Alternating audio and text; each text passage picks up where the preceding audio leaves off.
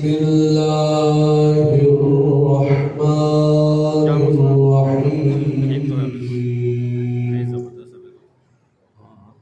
قد أفلح من زكاها وقد خاب من دساها آمنت بالله صدق الله العظيم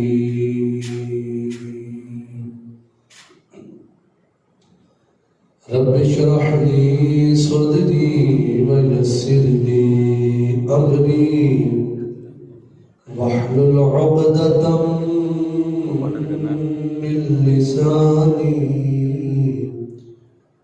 يفقه قولي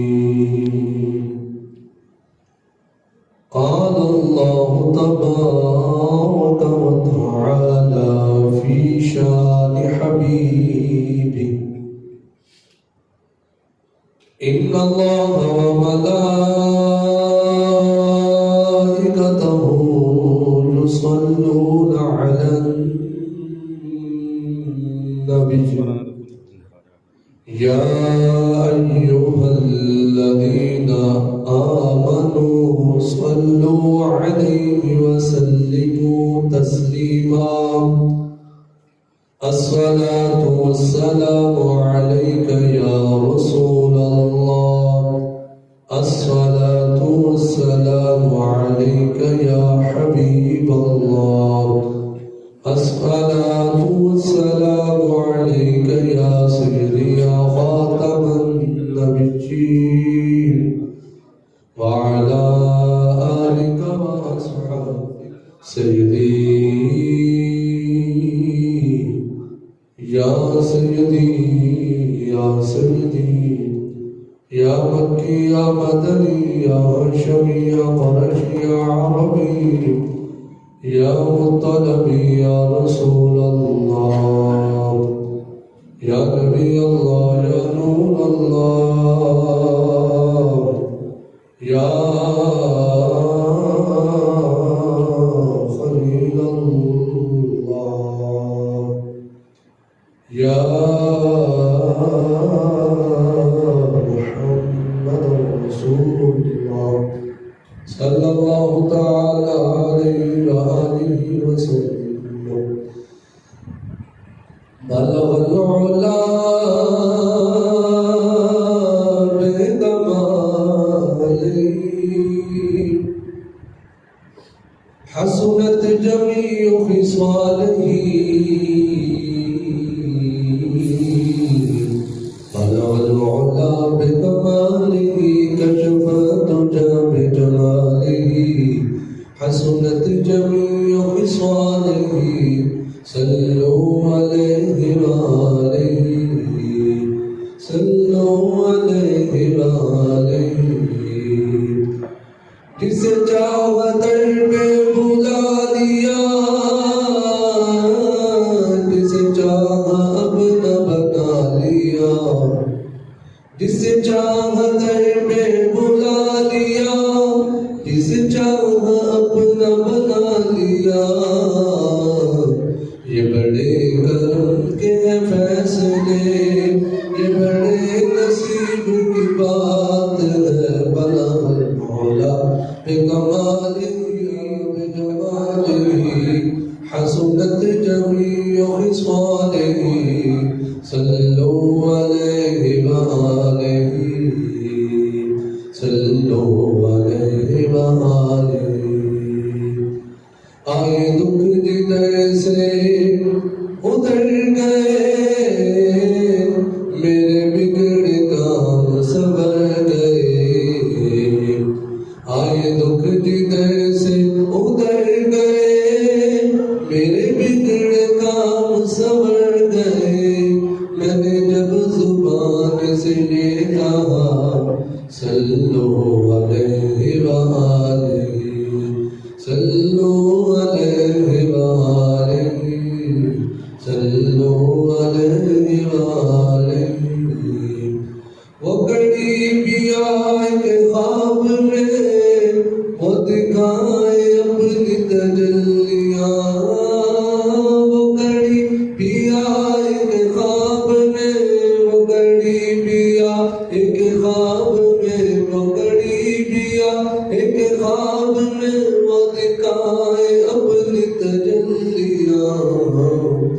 میں کہوں کہ میرے حضور نے میرا سویا بعد جگا دیا بلغ العلا بکمالہ کشف الدجى بجمالہ حسن جميع خصاله صلوا عليه وآله صلوا عليه وآله صلوا عليه وآله صلوا عليه وآله مولاي صل وسلم دائما أبدا على حبيبك خير الخلق كلهم يا رب بالمصطفى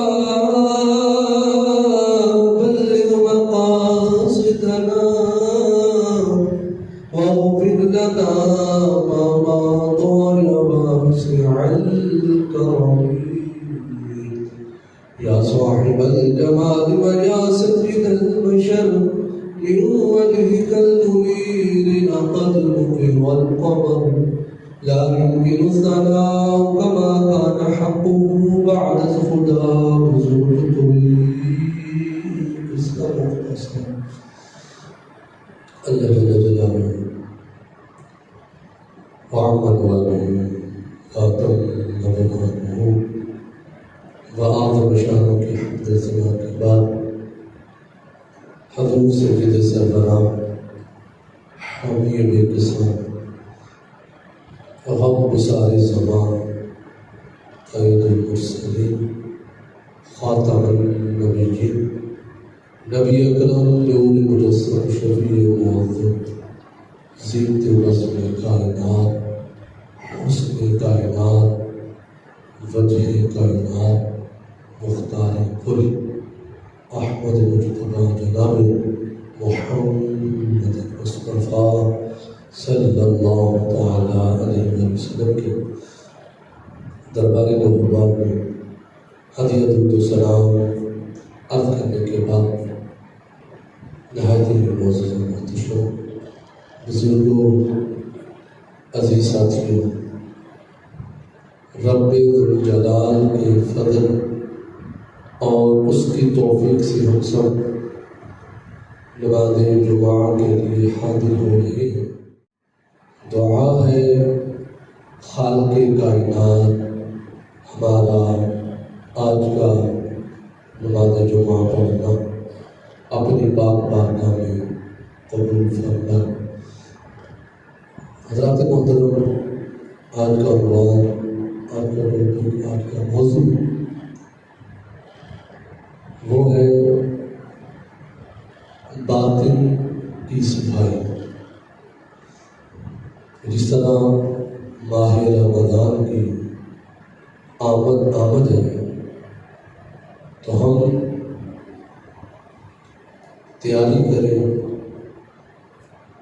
اپنے آپ کو تیار رکھیں، اپنے باطن کو ستھرا کریں، اپنی نیتوں کو، اپنی سوچوں کو طہارت دیں، کیونکہ اللہ رب العزت کا مہمان تشریف لا رہا ہے۔ اللہ رب العزت کا یہ مہمان نہیں ہے، اور صفائی جو ہے دونوں لحاظ سے مکمل ہونی چاہیے۔ ایک انسان ہے، اس کے کپڑوں پر مٹی لگ جائے تو وہ دوسروں کے سامنے آنا یہ اچھا اس کو نہیں لگتا۔ اس کے کپڑوں پر مٹی لگی ہوئی ہے یا چہرے پر، پیشانی پر مٹی لگی ہوئی ہے،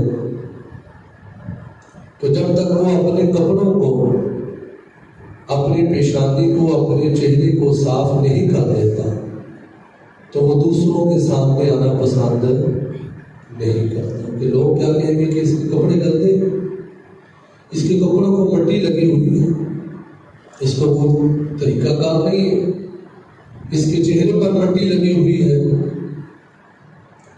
تو یہ مٹی صاف کیوں نہیں کرتا؟ تو جس طرح ہم ظاہری صفائی کا اتنا خیال رکھتے ہیں کہ میرے کپڑے بھی صاف ہوں، میرا جسم بھی صاف ستھرا ہو، ہر لحاظ سے میں صاف ستھرا رہوں، حکم بھی ہے، تو جس قدر ہم اپنی ظاہری صفائی کا اہتمام کرتے ہیں، کپڑوں کا، چہرے کا، جسم کا، اپنے اعضاء کا، ایسے ہی ہمیں اپنے بدن کی جو باطنی صفائی یعنی اندر کی صفائی کا بھی ہمیں ایسے ہی اہتمام کرنا ہوگا۔ ایک بندہ ہے، اس کا گھر ہے، وہ اپنا جو فرنٹ ایریا ہے گھر کا، اس کی بڑی اچھی طریقے سے تیاری کروا لیتا ہے، جو بھی باہر سے دیکھتا ہے وہ بڑا پیارا مکان ہے۔ اب اس نے اس کے فرنٹ کو دیکھا کہ بڑی کاریگری دکھائی گئی ہے، جب وہ گھر میں داخل ہوگا تو گھر میں کچرا ہو، گھر میں کوڑا کرکٹ وغیرہ ہو، کوئی ترتیب سے سامان نہ پڑا ہو، تو وہ بندہ کہے گا بھائی باہر سے تو بڑی صفائی ہے لیکن اندر کوئی صفائی نہیں۔ تو ایسے ہی جب ہم اپنے کپڑوں کی صفائی کا خیال رکھتے ہیں، ظاہری طور پر صفائی کا اتنا اہتمام کرتے ہیں، تو اسی طرح ہمیں اس سے بڑھ کر اپنے دل کی صفائی کا بھی خیال رکھنا ہوگا۔ جس طرح ہم جب نہیں نہاتے تو ہمارے جسم پر مٹی جمنا شروع ہو جاتی ہے، ایسے ہی جب ہم زیادہ دیر تک نہیں نہاتے، انسان اپنی صفائی کا خیال نہیں رکھتا تو اس کے جسم پر مٹی جمنا شروع ہو جاتی ہے۔ ایسے ہی جب جسم پر مٹی جمنا شروع ہو جاتی ہے، جب انسان نماز نہیں پڑھتا، قرآن نہیں پڑھتا، نیک اعمال نہیں کرتا، مسجد کا رخ نہیں کرتا، دین کی بات نہیں سنتا، ایسے فرمایا اس کے دل پر بھی گناہ کی میل جم جاتی ہے۔ جب وہ ایک گناہ کرتا ہے تو وہ تہ شروع ہو جاتی ہے، جب دوسرا گناہ کرتا ہے آہستہ آہستہ فرمایا اس کے دل پر یہ تہ جمتی رہتی ہے۔ پھر مسجد میں اذان تو ہوتی ہے، وہ اپنے کام میں مشغول ہے، اپنی ڈیوٹی بھی مشغول ہے، اذان تو سنتا ہے، کام نہیں روک رہا، اذان تو سنتا ہے، کیوں؟ اس کے دل پر میل گناہوں کی جم چکی ہے کہ اس کا دل اتنا سخت پتھر ہو چکا ہے کہ اس کے دل پر اذان بھی اثر نہیں کر رہی۔ مؤذن کہہ رہا ہے حی علی الصلاۃ، آؤ نماز کی طرف، نہیں آتا، اپنے کام میں لگا ہوا، ہٹ پہ جائیں گے، مصروف۔ لیکن فرمایا کہ اس طرح جو سلسلہ بڑھتا رہتا ہے، اس کے دل پر نہ ہی اذان اثر کرتی ہے، نہ ہی قرآن اثر کرتا ہے، نہ ہی نبی کا فرمان اثر کرتا ہے۔ کیوں؟ کہ اس کے دل پر گناہوں کی میل جم چکی، اس کا دل مردہ ہو چکا ہے۔ اللہ اکبر۔ تو یعنی ہمیں اس سے پتہ چلا کہ ہم ظاہری صفائی بھی کریں، اس کے ساتھ ساتھ اپنے دل کی صفائی کا بھی اہتمام ضرور کریں، کیونکہ ہمارے پیارے نبی صلی اللہ تعالی علیہ وآلہ وسلم کے بہت ہی پیارے عاشق حضور سیدی اعلیٰ حضرت فاضل بریلوی رحمۃ اللہ علیہ، آپ سے ایک سوال پوچھا گیا، بہت اہم سوال تھا۔ عرض کی حضور میں بڑی دوستی لگاتا ہوں، کبھی اس سے دوستی لگاتا ہوں، کبھی اس سے دوستی لگاتا ہوں، حضور میری دوستی جو ہے وہ چند دن رہتی ہے، دیر بعد رہتی میری دوستی ٹوٹ جاتی ہے، حضور میں کیا کروں؟ تو اللہ والے جب بولتے ہیں تو پھر کمال ہی کر دیتے ہیں، تو یہ تو عاشقوں کے امام ہیں۔ تو حضور سیدی اعلیٰ حضرت بریلوی رحمۃ اللہ علیہ نے فرمایا اگر تم کسی سے محبت کرو تو اللہ کی رضا کے لیے کرو، اللہ کی رضا کے لیے، اللہ کو خوش کرنے کے لیے، اپنے دنیاوی معاملات کے لیے دوستیاں نہ رکھو۔ فرمایا تمہاری دوستی بھی اس سے ہونی چاہیے جو 5 وقت کا نمازی ہو، یعنی کہ یار اگر نتو ہارے کے ساتھ دوستی ہو جائے، نہیں، دوستی بھی اس سے لگانی ہے جو تجھے اللہ کی طرف لے کر آئے، جو تجھے نماز کی طرف لے کر آئے، نماز تراویح کی طرف لے کر آئے، روزے کا تجھے بتائے سرکار کی دین کی باتیں بتائیں، حضور کی عزت کی بات ہو، حضور کی ناموس کی بات ہو، حضور کی ختم نبوت کی بات ہو، تو ایسا دوست ہونا چاہیے جو حضور کی دین کی بات تجھے سکھائے۔ وگرنہ بری صحبت سے بہتر ہے کہ بندہ اکیلا ہی بیٹھ جائے، لیکن برے بندے کی صحبت اختیار نہ کرے۔ تو فرمایا اعلیٰ حضرت فاضل بریلوی نے فرمایا کہ تم اس سے جو رشتہ دوستی کا قائم رکھنا چاہتے ہو دل سے رکھو، کوئی لالچ نہ رکھو، دل سے اللہ کی رضا کے لیے دوستی کرو، اللہ کی رضا کے لیے محبت کرو۔ فرمایا پھر یہ جو تمہارا رشتہ ہے نا، یہ جو فرینڈ شپ ہے تمہاری اللہ کی رضا والی، فرمایا یہ تو ایسی دوستی ہے الاخلاء یومئذ بعضهم لبعض عدو الا المتقین، یہ جو تمہاری دوستی ہے نا اللہ والوں کی، فرمایا یہ دوستی تو قیامت تک تمہاری قائم رہے۔ جب سارے رشتے ٹوٹ جائیں گے، ناطے ٹوٹ جائیں گے، تو اللہ نے فرمایا کہ تم دل سے محبت کرو تو پھر تمہارا رشتہ کوئی توڑ سکتا نہیں، تمہارا رشتہ مضبوط ہوگا۔ حضرت ابو ہریرہ رضی اللہ تعالیٰ عنہ روایت فرماتے ہیں، ابن ماجہ کی حدیث مبارکہ ہے، فرمایا کہ جب انسان ایک گناہ کرتا ہے تو اس کے دل پر ایک سیاہ نقطہ بن جاتا ہے،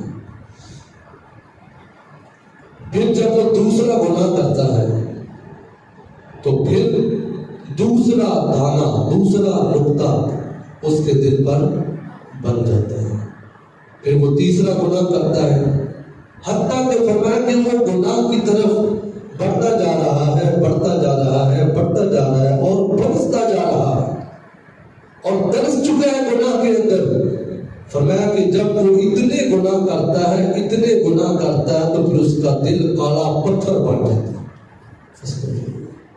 فرمایا جب یہ کنڈیشن، یہ مقام ہوتا ہے کہ اس کا دل جو ہے وہ کالا سیاہ ہو چکا ہے، فرمایا کہ اب وہ دل اتنا وہ مردہ ہو چکا ہے، اتنا سخت ہو چکا ہے کہ اب اس دل کے اوپر نہ اذان کی آواز اثر کرتی ہے، نہ اس دل کے اوپر قرآن کی آواز اثر کرتی ہے، نہ اس دل کے اوپر حضور کا فرمان اثر کرتا ہے، کیونکہ اس کا دل کالا پتھر بن چکا ہے۔ فرمایا ایسے وہ گناہ کے اندر پھنس چکا ہے، اب اس کے لیے بہت مشکل ہو جاتا ہے۔ لیکن جب انسان کا دل کالا ہو جاتا ہے پھر کسی کا احساس بھی نہیں رہتا۔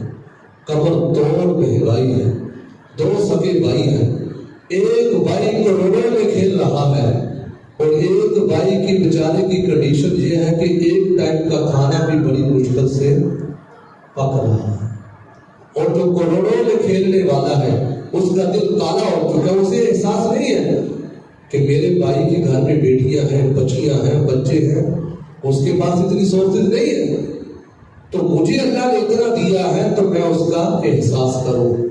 احساس اس لیے نہیں ہونا کیونکہ اس کا دل کالا سیاہ ہو چکا ہے۔ ہمیں اس کا دل بیدار ہوگا، خوف خدا اس کے دل میں ہوگا، تو پھر یہ نہیں ہوگا کہ گھر میں اناج خراب ہو رہا ہے، گھر میں برتن بھرے پڑے ہیں لنگر سے، اور باہر ایک بیچارہ بھوکا سوالی تڑپ رہا ہے، اور گھر کے اندر اتنا کچھ ہے کیونکہ اس کا دل کالا ہو چکا ہے، اسے توفیق نہیں ہے، وہ سالن خراب تو کر دیا اس نے لیکن کسی غریب کو کھانے کے لیے، کیونکہ اس کا دل سخت ہو چکا ہے۔ کیونکہ فرمایا گندم امیر شہر کی ہوتی رہی خراب، اتنی اناج خراب ہو جاتا، فریج بھر کے گوشت، غریب بیچارہ ترس رہا ہے ایک روٹی کے لیے اور وہ کتوں کو ڈال رہا ہے، اور غریب بیچارہ ترس رہا ہے۔ وہی شاعر نے یہ نقشہ کشی کی ہے کہ ہم اپنے غربا کا، اپنے رشتہ داروں کا، محلے کے اندر کوئی غریب ہے، یتیم ہے، بیوہ ہے، ہم ان کا سہارا بنے۔ گندم امیر شہر کی ہوتی رہی خراب، بیٹی کسی غریب کی فاقوں سے مر گئی۔ وہ بیچاری بچی جو ایک لقمے کے لیے ترس رہی تھی، ادھر خراب ہو گیا اناج، ادھر بیچاری بھوک کی وجہ سے وہ غریب کی بچی آ گئی۔ مولانا روم علیہ رحمہ کیا فرماتے ہیں؟ آج کتنے لوگ ہیں کہتے ہیں جی ہمارا قرآن پاک کھولنے کو دل نہیں کرتا، کتنے لوگ ہیں شیئر کرتے ہیں بات، دل نہیں کرتا کہ کیا کریں جی، آنکھ ہی نہیں کھلتی فجر تک، کہاں میں اتنا اوور ٹائم بھی لگا رہا ہوں، 4 گھنٹے کے لیے اوور ٹائم میں کھڑا ہو رہا ہوں، اور حالت یہ ہے کہ فجر ٹائم میری آنکھ نہیں کھلتی. کیا ریزن ہے، کیا سبب ہے، کیا وجہ؟ سنیے کیوں آنکھ نہیں کھلتی، کیوں مسجد میں آنا نصیب نہیں ہوتا. نماز کی طرف نہیں آتا. جب تیرا دل نہیں لگ رہا، ایک تو نماز کے لیے تو آ ہی نہیں رہا، ایک بھولے چکے آ ہی گیا، 8 دن کا مہمان بن کے آ ہی گیا ہے، تو دل ہی نہیں لگ رہا نماز میں، فرض پڑھتے ہیں فوراً بھاگ جاتے ہیں. آدھے سے زیادہ لوگ چلے جاتے ہیں. کیا کس بات کی جلدی؟ کیا جمعے کی رکعتوں کا نہیں پتا؟ جو پڑھتے ہیں ان کی بات نہیں، جو نہیں پڑھتے ان کے لیے یہ میسج ہے. 8 دن کے بعد جمعہ آتا ہے، اور ہماری یہ جلدی کے نام پر اتنی جلدی کہ صرف 2 فرد ہی نصیب ہوتے ہیں. یہ تقریر سنت کرو، یہ بھی نصیب کی بات ہے، بندے آ جاتے ہیں، نصیب کی بات ہے. موقع ملتا ہے ہمیں دین کی باتیں سیکھنے کا، یہ بھی بڑی نصیب کی بات ہے. کوشش کریں کہ ہم یہ باتیں سیکھیں، اپنے دل کی تختی کے اوپر اس تحریر کو محفوظ کر لیں اور حضور کے پیارے پیارے فرامین کو سنیں. تو مولانا روم کیا فرماتے، جب تیرا دل نماز میں نہیں لگتا، مسجد کی طرف جانے کی طرف دل نہیں کرتا، تو مولانا روم فرماتے ہیں کہ تیرے باطن کے اوپر میل چڑھ چکی ہے. جس اللہ نہ جسم کے اوپر میل جم جاتی ہے، ایسے ہی فرمایا جب تیرا دل نماز میں لگتا ہی نہیں ہے، کھڑا نماز میں ہوتا ہے، جسم یہاں قلب وہاں، جسم مسجد میں ہے لیکن دل پتہ نہیں کہاں کی سیر کر رہا ہے. فرمایا کہ جب تیرا دل نہ لگے نماز میں، نماز کی طرف آنے کو جی نہ کرے، قرآن کھولنے کو دل نہ کرے. اتنے لوگوں کے کتنے سالوں سے قرآن کھول کے نہیں دیکھا ہوگا، پڑھنا تو دور کی بات ہے، کھول کے زیارت نہیں کی ہوگی، ڈرتا پڑ رہا ہوگا. لیکن مولانا روم کیا فرماتے ہیں، تیرے دل کے اوپر میل چڑھ چکی ہے، اتنی میل تیرے دل پر چڑھ چکی ہے کہ تجھے اذان بھی سنتی نہیں. حالانکہ اذان تو اسپیکر پہ ہر جگہ دور دور تک بات پہنچتی ہے. ہمارے ساتھی محترم فرماتے تھے، بیٹا جو اذان سن کے بھی مسجد میں نہ آئے، یہ نہ خیال کرو اس نے سنی ہے، یہ سمجھے وہ بولتا ہے، اس نے پتہ ہی نہیں 5 وقت اذان ہوتی ہے، آواز پہنچتی ہے، ہر گھر میں پہنچتی ہے، وہ نماز کے لیے نہیں ہے، اس کے دل پر طے جم چکی ہے. جب بندہ جو بھر جائے گناہوں سے بھر چکا ہے، طے جم چکی ہے گناہوں کی، اسی لیے تیرا نماز کی طرف آنے کو دل نہیں کرتا. تو مولانا روم کی بارگاہ میں بندے نے سوال پوچھا، یہ بھی بہت بڑا اہم سوال ہے. کہنا بھائی نماز میں جی میرا بڑا بزنس ہے، میری اتنی دکانیں ہیں، میرا اتنا بینک بیلنس ہے، میری اتنی گاڑیاں ہیں، میں نماز میں نہیں پڑھتا پھر بھی میرا اتنا کاروبار ہے. آپ نے بھی سنا بھی ہوگا، دیکھا بھی ہوگا کہ بندوں کو بھی اور وہ تو نماز بھی نہیں پڑھتا، اس کے پاس اتنا پیسہ ہے. یہ معاشرے کے اندر لفظ بولا جاتا ہے. تو یہی سوال مولانا روم کے سامنے ایک بندے نے کہا، حضرت میں تو نماز بھی نہیں پڑھتا پھر بھی میرا اتنا لمبا چوڑا بزنس ہے، اتنا کاروبار ہے، میں تو نماز نہیں پڑھتا. تو مولانا روم کا جواب سن لیں. مولانا روم جلدی جلدی آپ نے سوال اور اللہ کے بندے چپ کر اٹھ توبہ کر، تجھ سے پتہ نہیں کون سا اتنا بڑا گناہ ہو چکا ہے کہ اللہ تجھے مسجد میں آنے کی توفیق ہی نہیں دے گا. تجھ سے بہت بڑا گناہ ہو چکا ہے، تو نے بہت بڑا گناہ کیا، بہت بڑی تجھ سے خطا ہو گئی ہے کہ اللہ تجھے پسند ہی نہیں کرتا کہ یہ میری بارگاہ میں کھڑا ہو جائے. اٹھ جلدی کر، اللہ کی رحمت تو پکار رہی ہے، وہ تو اپنے دشمنوں کے لیے بھی رحمت کے دروازے کھول دیتا ہے. اور تجھ سے کوئی غلطی ہوگی ہے جو تم مسجد میں نہیں جا رہا، جلدی کر، توبہ کر، کہیں دیر نہ ہو جائے، کہیں ایسا نہ ہو جائے تیری زندگی کی شام ہو جائے. اور بغیر توبہ کیے مر جائے تو اس میں ہمارے لیے سبق ہے. یہ کبھی نہیں سوچنا چاہیے کہ وہ نماز نہیں پڑھتا پھر بھی اتنا کاروبار ہے، بلکہ اللہ کا شکر ادا کرے کہ میں تھوڑی کھاتا ہوں لیکن اللہ کا شکر ادا کرتا ہوں. یہی کامل زندگی ہے، یہی کامیاب زندگی ہے. تو مولانا روم کیا فرماتے ہیں؟ فرماتے ہیں کہ تمہارا دل ہے نا، یہ بادشاہ ہے. دل کیا ہے؟ بولیے، دل کیا ہے؟ بادشاہ. بادشاہ اچھا ہو، امر بالمعروف کا لفظ بھی نہ بننا آئے اور دعوے اتنے بڑے کرے. یہ مولانا روم کیا فرماتے ہیں؟ بادشاہ کی ڈیفینیشن کیا ہے؟ بادشاہ کس کو کہتے ہیں؟ جو قوانین کو پرکھنے والا، جاننے والا. مولانا روم فرماتے ہیں تیرا دل تیرا بادشاہ ہے، اور جسم کے جتنے بھی اعضاء ہیں یہ ساری رایا ہے، یہ ساری نیچے ہے تیرے، سب سے اوپر تیرا دل ہے.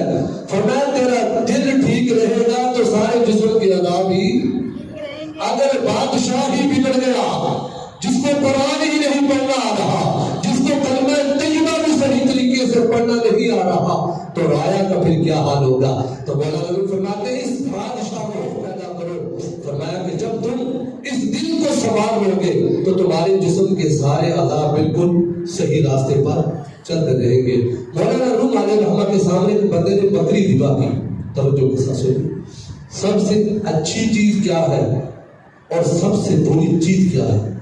چیز ایک ہی ہے لیکن اس کے رخ دو ہو، اس کے پہلو دو ہو. بندے نے بکری ذبح کی. کہا کہ حضرت سب سے اچھی چیز کیا ہے اس میں؟ تو مولانا روم علیہ الرحمہ نے فرمایا کہ اس کے اندر سب سے فرمایا کہ اچھی چیز دل اور زبان ہے. دل اور سب سے اچھی چیز کیا ہے؟ دل اور زبان ہے. ایک اور بکری ذبح کی گئی. اب کی حضرت اب بتائیے سب سے بری چیز کیا ہے؟ پہلے سوال ہوا کہ سب سے اچھی چیز کیا ہے، اب سوال ہوا کہ حضرت سب سے بری چیز کیا ہے؟ جو سب سے اچھی چیز کیا تھی مولانا روم نے بتائی، وہ کیا تھی سب سے اچھی چیز؟ دل اور زبان سب سے اچھی چیز ہے. کہا کہ حضرت سب سے بری چیز کیا ہے؟ فرمایا سب سے بری چیز دل اور زبان ہے. سوچیے ایک لمحے بزرگ فرما رہے ہیں دل اور زبان سب سے اچھی چیز ہے، اور دوسرے لمحے ساتھ ہی فرما رہے ہیں سب سے بری چیز ہے. اب کی حضرت کیا معاملہ ہے؟ فرمایا بات کچھ یوں ہے، جب بندے کا دل بھی اچھا ہو، زبان بھی اچھی ہو، پھر سارا جہاں ہی اچھا ہو جاتا ہے. فرمایا جب یہ خون کا یہ جو لوتھڑا جب بگڑ جاتا ہے، اس میں طرح طرح کی خواہشات آ جاتی ہیں، بری بری سوچیں آ جاتی ہیں، اس میں کینہ، بغض، حسد، طرح طرح کے وائرس آ جاتے ہیں. ایک تو وہ وائرس ہے، میں تو نہیں مانتا یہ اس سے بھی خطرناک وائرس ہے جس سے ہمارے ایمان کا نقصان ہو رہا ہے. یہ اس سے بھی خطرناک وائرس ہے جس سے رشتہ داریاں ٹوٹ رہی ہیں. تو میں اس دل کے اندر طرح طرح کے وائرس پالے ہوئے ہیں، تو پھر یہ دل سب سے برا دل ہے. اگر تجھے برے کام کی طرف لے کر جائے تو یہ برا ہے. اگر زبان سے اللہ کی ناراضگی والے تو جملے بولے گا تو فرمایا کہ سب سے جو دو جھگڑوں کے درمیان ہے، جیسے اگر تو ٹھیک رہے گی تو ہم بھی ٹھیک ہیں. اگر تو غلط بولی، کسی کی غیبت کر دی، کسی کی چغلی کر دی، کسی پر بہتان باندھ دیا، کسی کی دل آزاری کر دی، کسی کو گالی دے دی، تو اے زبان سن، اگر تو بگڑ گئی تو تیری وجہ سے شامت ہماری بھی، صرف تیری وجہ سے کہ تو غلط چلی ہے، تیری وجہ سے ہمیں بھی عذاب کا سامنا کرنا پڑے گا. اور ایک یہودی تھا، اس کا بچہ تھا، وہ میرے نبی کی بارگاہ میں جاتا تھا، حضور کی خدمت کرتا تھا. بیمار ہو گیا وہ بچہ. کیا ہو گیا؟ بیمار ہو گیا. آج ہمارے یہاں کیا ہے، امیر کا کتا بھی مر جائے لائنیں لگی ہوتی ہیں، غریب بیچارہ مر رہا ہے، اس کے میت کو گندہ دینے کے لیے بھی تیار. یہ ہمارے معاشرے کا بہت بڑا المیہ ہے. لیکن سنیے، وہ تھا ابھی کافر، سرکار کی خدمت کرتا تھا، بیمار ہو گیا. میرے نبی پاک علیہ الصلوۃ والسلام اس کی خبر لینے کے لیے چلے. سبحان اللہ، یہ میرے نبی کا کردار ہے، یہ ہے اسوہ حسنہ. سرکار خود چل کر اس کے گھر چلے گئے. اس کا باپ یہودی ہے، وہ بچہ بھی ابھی مسلمان نہیں، اور میری سرکار تشریف لے گئے.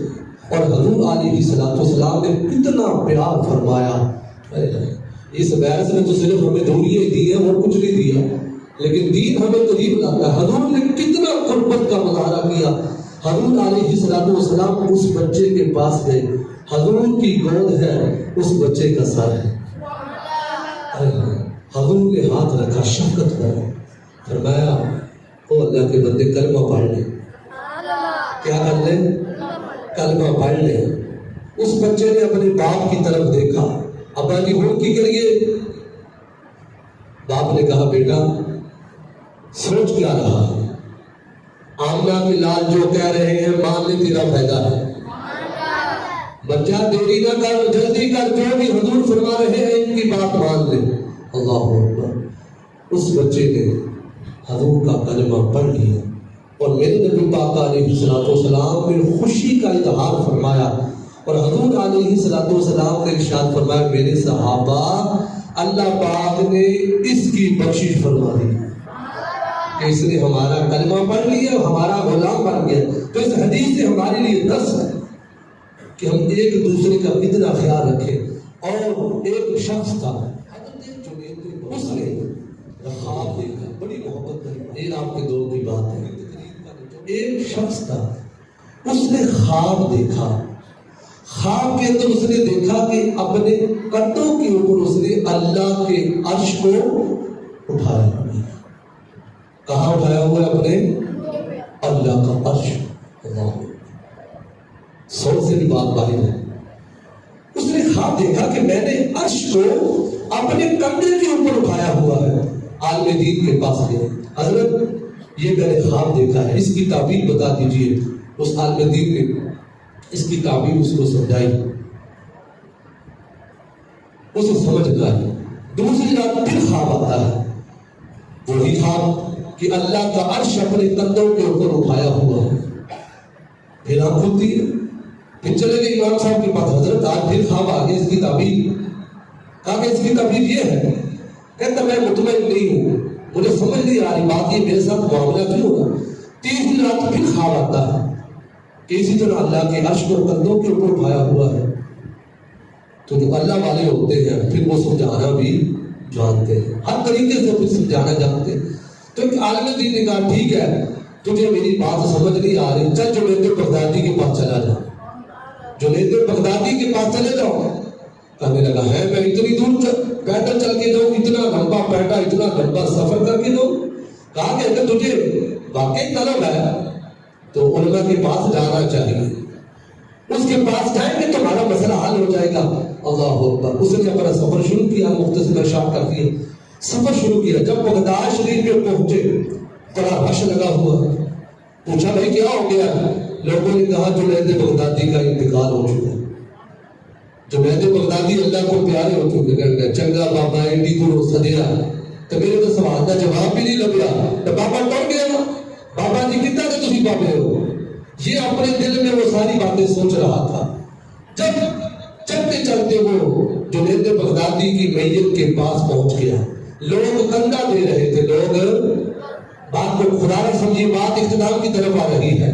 خواب کیا دیکھا تھا؟ کندھوں کے اوپر اللہ کے عرش کو اٹھایا ہوا تھا. جب وہ قریب پہنچا، جب جنید بغدادی کی میت کو کندھا دینے لگا، کہنے لگا بابا جی اٹھو، میرے سوال کا جواب دو. جنید بغدادی انتقال کر چکے ہیں. کہنے لگا حضرت میں اتنی دور سے چل کر آیا ہوں. سرکار مدینہ کی الفت میں جو مرتے ہیں، اللہ کے وہ بندے زندہ ہے نظاروں میں. اللہ کے بندے زندہ ہیں. جناب کہ حضرت میں اتنی دور سے چل کر آیا ہوں، میرے سوال کا جواب دو. اٹھے، فرمایا او اللہ کے بندے، ابھی بھی تو سوال کا جواب ڈھونڈ رہا اللہ تو دے رہا ہے، ابھی بھی تیرے سوال کا جواب نہیں تجھے ملا. امام غزالی رحمت اللہ علیہ فرماتے ہیں لوگوں، جو مومن کا دل ہوتا ہے وہ اللہ کی جگہ ہوتی ہے. اس دل کے اندر اللہ کی ذات سما جاتی ہے. حدیث قدسی ہے، اللہ رب العزت نے فرمایا میں 7 آسمانوں میں نہیں سما سکتا، 7 زمینوں میں نہیں سما سکتا. ہاں اگر میں سماتا ہوں تو میں اپنے بندہ جو میرا ہے اس بندہ مومن کے دل میں سما جاتا ہوں، اپنے بندے کے دل میں سما جاتا ہوں. تو وہ جنید بغدادی نے کہا سن لو، جو مومن ہوتا ہے اس کے دل میں اللہ کی ذات کی جلوہ گری ہوتی ہے. تو میری میت کو کندھا دے رہا ہے. جو تم نے خواب دیکھا تھا یہی تیرے خواب کی تعبیر ہے.